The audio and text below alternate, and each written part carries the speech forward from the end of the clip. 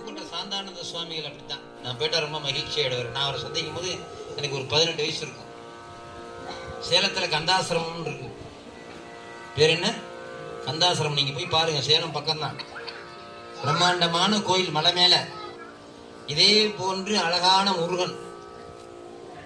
அந்த முருகனுக்கு நேரா பாத்தீங்கன்னா அம்பாள். இங்கதான் முருகன்னா அந்த செவருகிட்ட அம்பாள். 8 16 கையோடு அம்பாள். முகம் உடல் முழுவதும் 5 முகம் மட்டும் தங்கம்.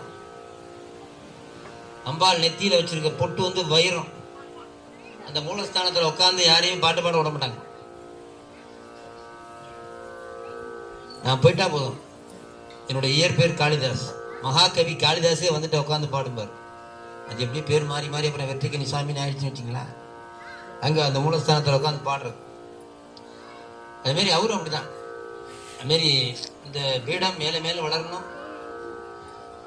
சுவாமிகளுடைய ஒரு பேரருள், ஒரு பெரிய மனது.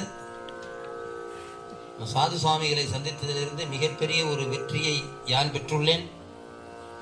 யான் பெற்ற இன்பம் பெருக வையகங்கிறான். அதனால எல்லாரும் அந்த இன்பத்தை பெறணும். ரொம்ப எளிமையாவர். ரொம்ப ரொம்ப எளிமை.